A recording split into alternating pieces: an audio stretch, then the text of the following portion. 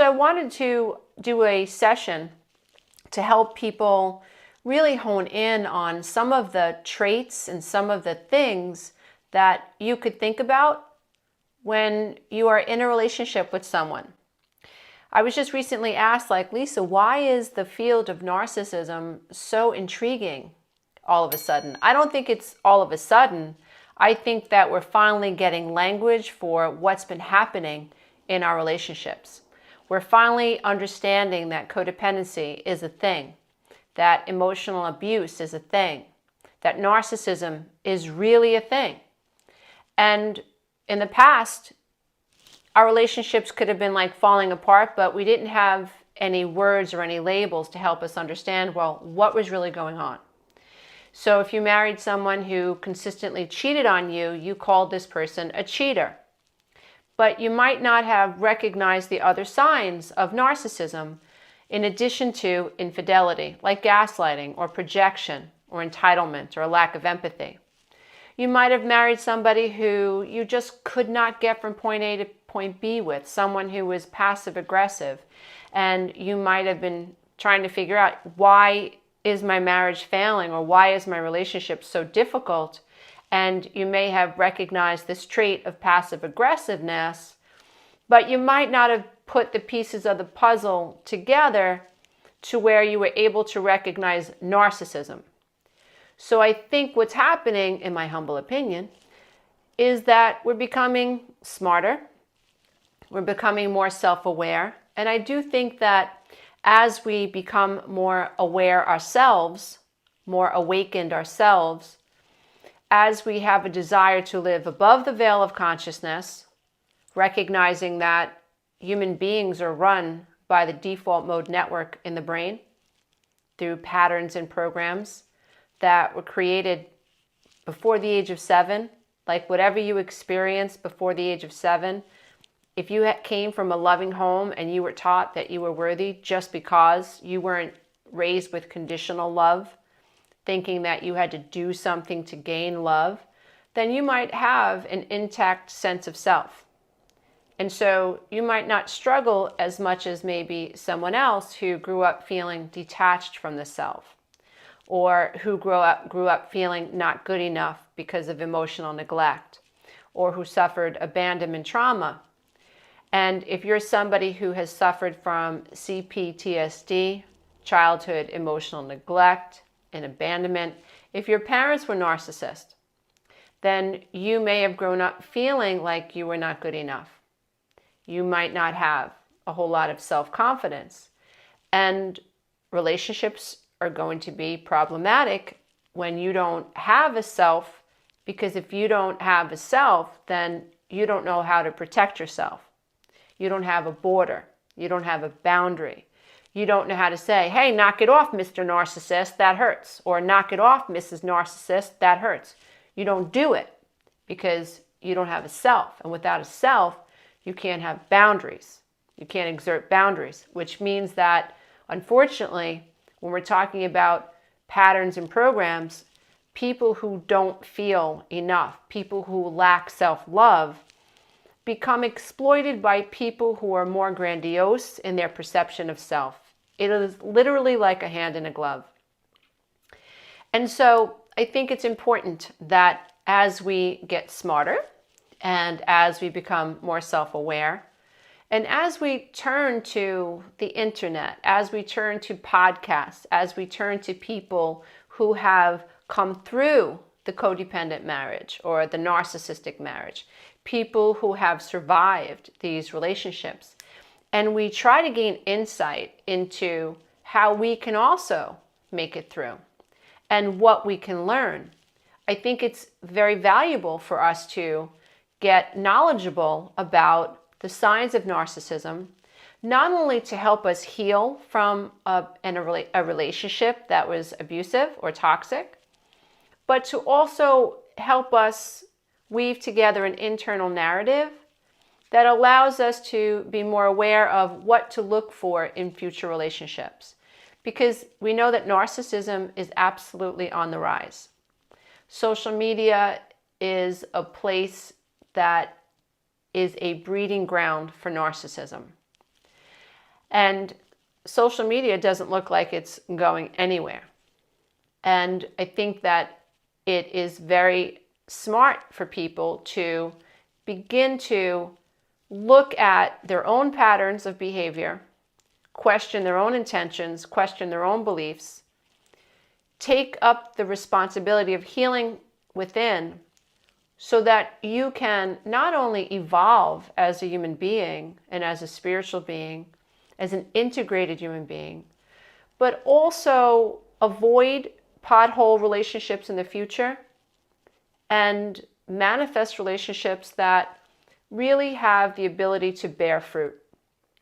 And if you think about a fruit tree, you want a fruit tree to bear fruit, to bear healthy fruit. And so that's what I think about relationships. That's how I see relationships. If you're in a healthy relationship, then that relationship should bear healthy fruit. You should feel peaceful.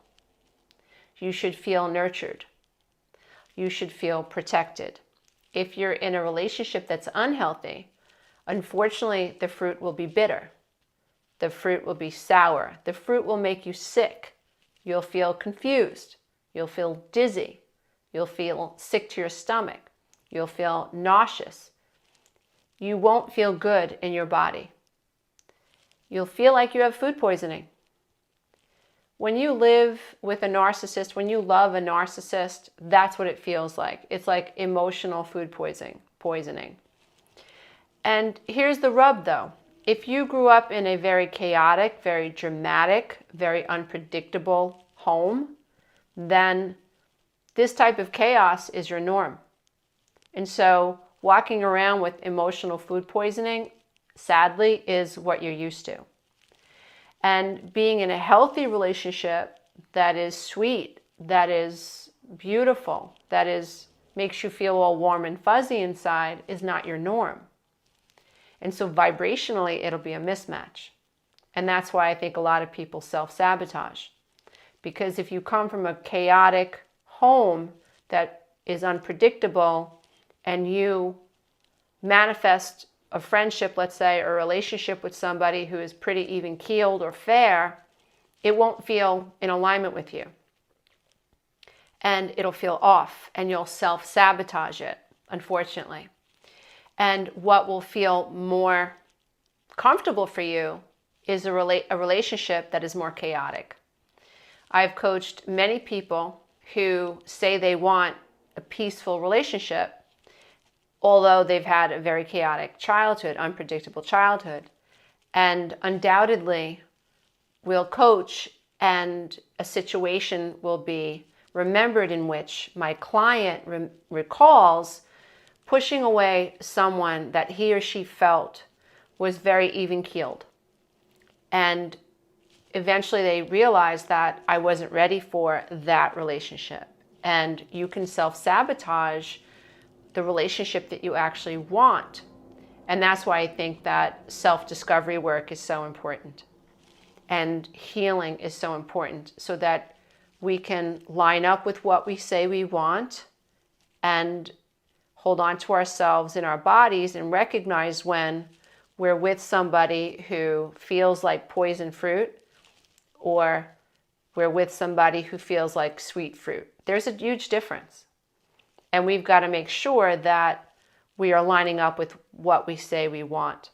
And so getting clear about some truths that a narcissist will hide from you. And I think it's fair to say that there are narcissists who know that they're narcissists and don't care. And then there are people who don't know that they're narcissistic, that really have no clue how they are coming off. And what's really mind-bending is that they think they're right. So someone could enter into a relationship thinking that they're highly emotionally intelligent, and then be completely inconsiderate and lack empathy for the way they speak to someone. It's really mind-bending when you're speaking to someone who has told you that they think that they're emotionally intelligent, that they think that they're kind, and they think that they have empathy. The first sign of trouble they're projecting, they're accusatory, they're vindictive, they lie. And you might be standing there thinking, wait a minute, this person just spent like 6 weeks telling me that they're empathic, that they're kind, and that they're doing all this type of spiritual work. And yet here he or she is like discarding me and like treating me with complete indifference, like completely disrespecting me, accusing me of things that they're actually guilty of. It's really mind-bending. And if that's you, what will happen is you'll start to feel sick in your being. And that's what you need to pay attention to. Now, again, the rub is if you come from a home where you were taught that your feelings were irrelevant, like mom's feelings trumped your feelings, or dad's feelings trumped your feelings. If the children in the home were taught that their feelings were irrelevant, when you get that nauseous feeling in your stomach, when you get kicked in the stomach by your spirit and he or she is like, pay attention, this doesn't feel right, you will misdiagnose that sign. You will feel confused. And if the narcissist has done a really good job at trauma bonding you, then you will assume responsibility for why the narcissist is discarding you, why the narcissist is being disrespectful. Your mind will try to rationalize why they are being so harmful and toxic. You'll assume responsibility for it. And that's, quite frankly, what the narcissist wants. Remember, the narcissist thinks that they're better than you. They really do. And so let's talk about some of the truths, the 20 truths, and there are a lot of them, but I'm hoping that this session makes things just a little bit clearer for somebody who is wondering if they are dating a narcissist, or if they're married to a narcissist, or if their friend is a narcissist. This might help make things a little bit clearer. So I have a right to lie to you and at any time, and especially if I feel you're going to try to hold me responsible or accountable. So this is a truth that a narcissist will hide from you. The truth is that a narcissist feels entitled to lie to you. And if you begin to confront or challenge a narcissist is going to dig their heels in deeper. The narcissist is not going to tell you this. But if you've met or married a narcissist or been in a relationship with a narcissist, what you may have noticed is that when it was obvious the narcissist overreacted, when the narcissist lied or manipulated a situation, and you dare confront the narcissist just to even have a conversation about it, what you'll notice is that there's no accountability. They will either get angry and lie, or just lie and remain calm. But what you'll notice is that they feel entitled to lie. And maybe you won't notice that right away, but upon reflection, when you begin to put the pieces of this crazy making puzzle together, you'll notice like, wow, he did that or she did that. Where rather than say, I'm sorry, and I see my part in it, he or she just dug her heels in deeper. And so a narcissist is not going to tell you they feel entitled to lie to you, and especially when you try to hold them accountable. The next thing that they hide from you is, I'm not that interested in you, and I'm only interested in keeping you interested in me. A narcissist is not going to tell you, they're going to keep this truth from you, that they're really not all that interested in you. They are superior to you in their head. You are a minion. You are going to be kept around for entertainment purposes only until something better comes along. And the more interested you are in them, the better. But the truth is, a narcissist is not all that interested in you. They don't have the ability to be interested in you. Because when it comes to a narcissist, they're operating from a position of grandiosity where they are better than you. And so, no, they're not going to be all that interested in you. They will pretend to be interested in you. But in time, you will notice that they begin to marginalize you and devalue you and ultimately discard you. The next thing, you are disposable, dear one. Yes, you are disposable. Narcissist is going to hide that truth from you They may even be hiding that truth from themselves.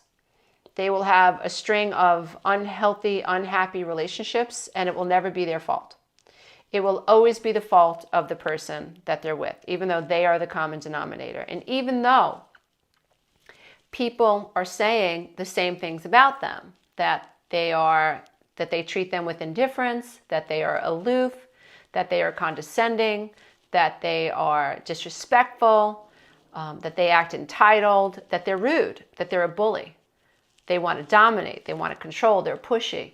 They'll hear these things over and over and over, but it will always be the fault of someone else. And this is because in their head, you're disposable. When a narcissist enters a relationship, they're not entering it from the point of empathy and wanting to really bond with you, spend time with you, get to know who you are on a heart level so that the relationship can grow. They're not interested, dear one, and they're going to hide this truth from you.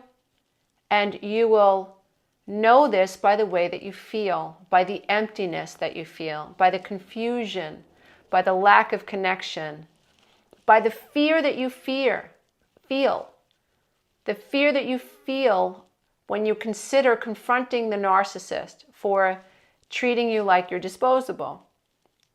You will feel the fear from wanting to discuss anything with this person who is training you to be afraid to question them, who is training you to be afraid of expecting to be treated with respect.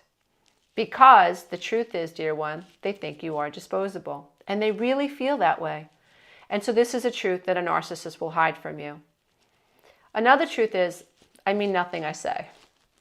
So really mind-bending that a narcissist feels entitled to say whatever they want, whenever they want it, to change what they say at the drop of a hat, to have zero accountability for what they're saying and how it makes you feel, how it makes your children feel, lying to their friends about where they're going to be and when they're going to be there. And so they mean nothing that they say. And you show up in a relationship wanting to connect to this person, and you mean what you say. You really want to get to know them. It's coming from your gut, from your root chakra, right? Your heart space. I want to get to know you. I mean it. I really want to get to know you. And a narcissist, those words might come out of a narcissist's mouth, but they don't mean it.